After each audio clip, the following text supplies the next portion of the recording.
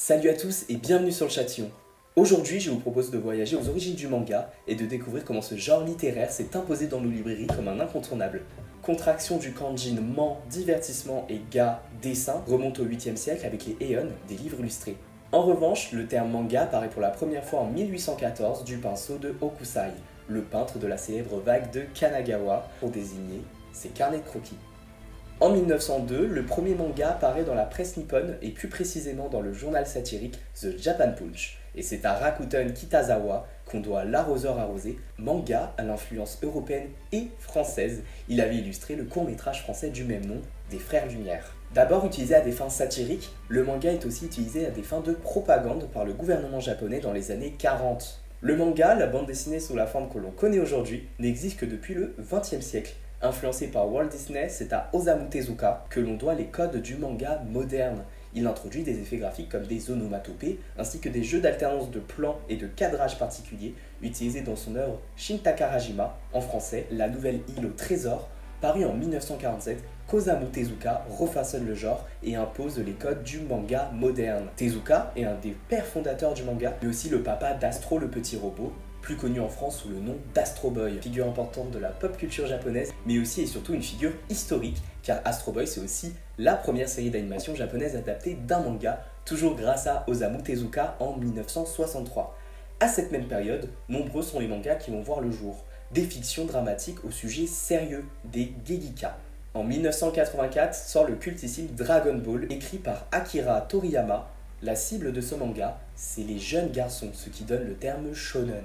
Aujourd'hui, le shonen est le genre le plus important et surtout le plus populaire. One Piece, Pokémon ainsi que Naruto sont tous des shonen. En France, les mangas ont explosé après la diffusion d'animés japonais sur TF1 en 1987 dans le club Dorothée. Acheté au rabais, les dessins animés japonais tels que Dragon Ball et Goldorak fut importé en France et fut un carton d'audience avec 60% de part d'audience sur les 4-14 ans, la cible de l'émission. Aujourd'hui, le manga est devenu un incontournable pour les libraires. En 2022, il s'est vendu plus de 48 millions d'exemplaires, dont 36,5% de shonen. Pour conclure cette vidéo, j'avais envie de donner la parole à un fan de manga.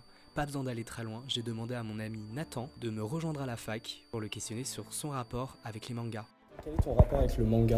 Rapport avec le manga, c'est que j'ai commencé à en regarder quand j'étais tout petit, avec évidemment les plus connus comme Dragon Ball, qui a forgé mon enfance. Okay. Et aujourd'hui, j'en lis encore régulièrement, que ce soit sur Internet ou alors en version papier, avec les plus récents, ou même parfois les anciens, j'aime bien les regarder de temps en temps. Ok. Comment as-tu découvert le manga ? Et les mangas, c'est mon frère qui me les a fait découvrir, par évidemment les plus connus, comme je l'ai dit, par les shonen. Voilà, les shonen qui sont le genre le plus populaire. Au fur et à mesure, là, ça s'est découlé, on a trouvé j'ai découvert de plus en plus de styles. Ok, et quels sont les styles que tu as découverts ?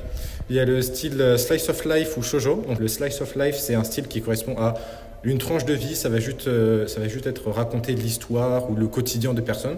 C'est généralement des quotidiens assez banals, celui de lycéen généralement, puisque c'est ce que touche principalement ce style de manga.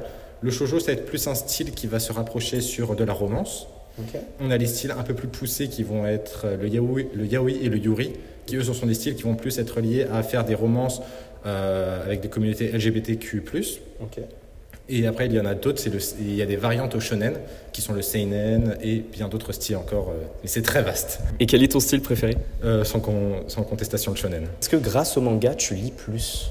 Clairement, oui, je lis beaucoup plus, je lis énormément, je lis quasiment que ça, mais parfois on peut voir des variantes. Okay. Parce que certains mangas, en fait, vont proposer des alternatives, des light novels, qui vont être des romans mais bien plus légers qui vont raconter... Des adaptations de romans par exemple ? Ouais, ça peut être des adaptations de romans. De classiques. Voilà. Et même parfois c'est l'inverse, ce sont des romans qui vont être adaptés en manga ou en animé.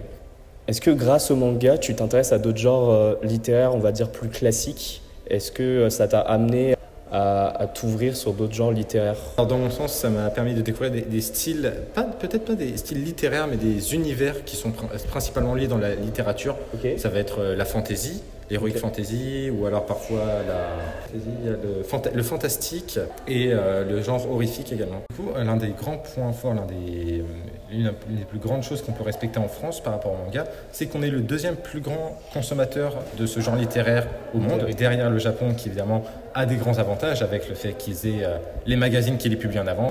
Mais on peut quand même être fier en France d'avoir quand même ce chiffre, de se dire on est un pays européen, on ne s'attendrait pas à être autant grand consommateur, et au final on l'est. C'est ça qui est impressionnant.